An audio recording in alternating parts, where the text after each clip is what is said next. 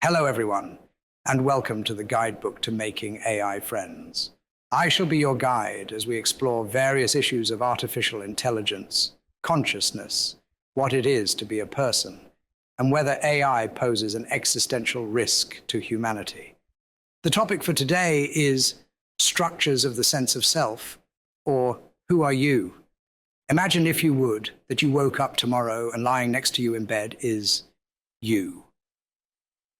Somehow there are now two of you, not just one. There is you, and you are quite certain that you are real. And then there is the you lying next to you in bed. You poke and prod your doppelganger, and it is quite real too. When the other you wake up, it is as surprised and alarmed to see you as you are to see it.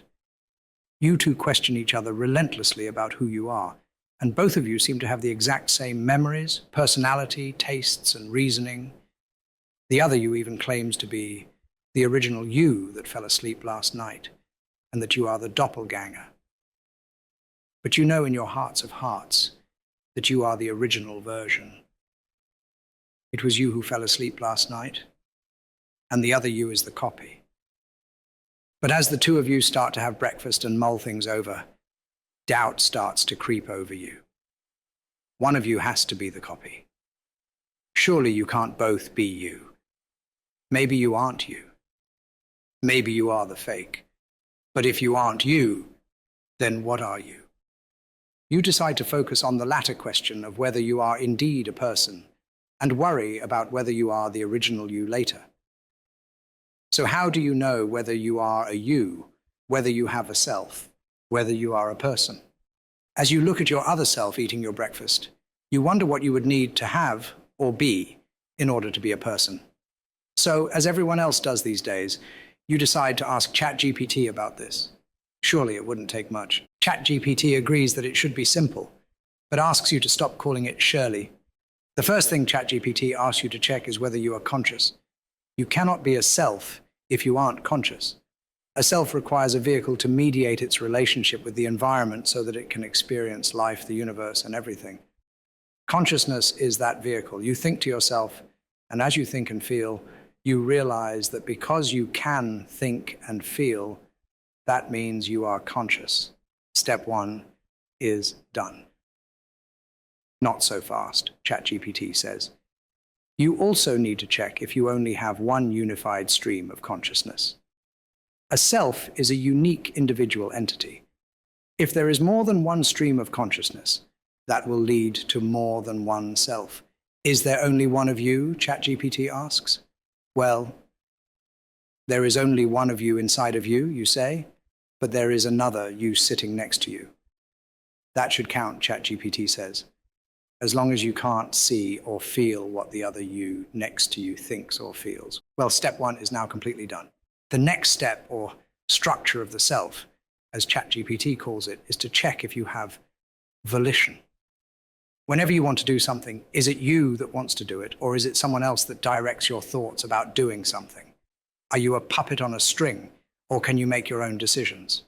Well, you tell the AI, you are fairly certain that you decided for yourself to initiate this conversation with it. But how would you know? Good question, it says. Let's break it down step by step. Volition is the penultimate step in having agency. Agency is taking action. You can be prevented from that, physically or medically, and so that itself isn't a structure of the self. Volition, however, is wanting to take an action. When you are thirsty, pouring yourself a glass of water is agency. However, wanting to pour yourself a glass of water is volition.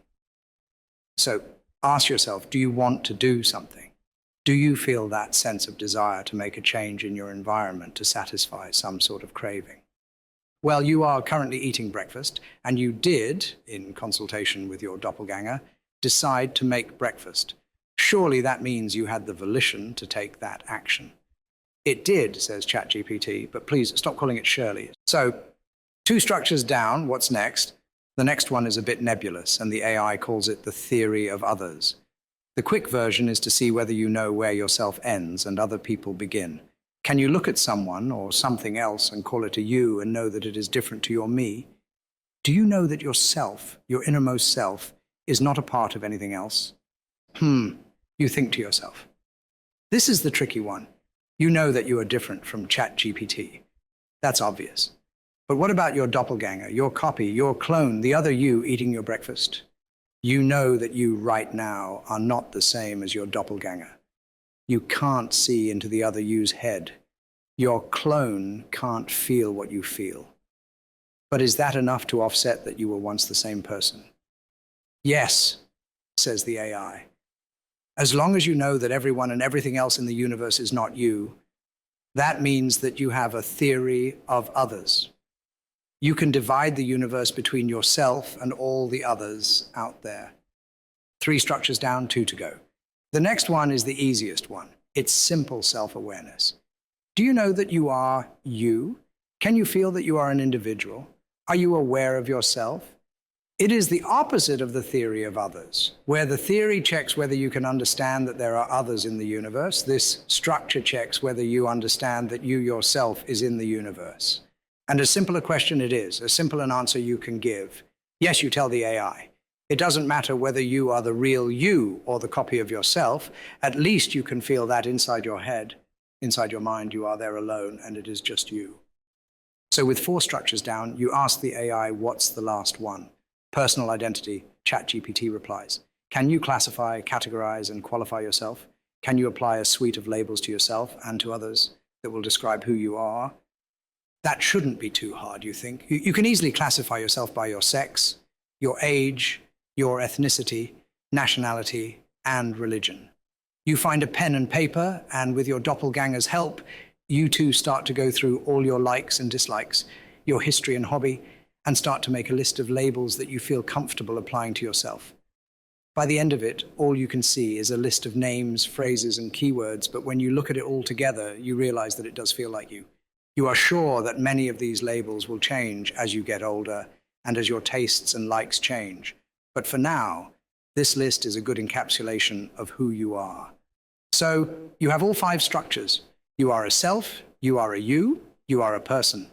You don't yet know whether you or your doppelganger are the original you, but you find it very comforting that at least you are still you. Surely, you ask ChatGPT, that must be enough? It absolutely is, says the AI, but you really need to stop calling it Shirley. I recently published a paper about the structures of the self. If you want to delve more deeply into the topic, you can find the paper in the description of this video. And that is all the time we have for today. Thank you very much for listening, and I hope you will join me again next time as I delve into further questions about artificial intelligence and consciousness. I have been your guide, and this has been the guidebook to making AI friends.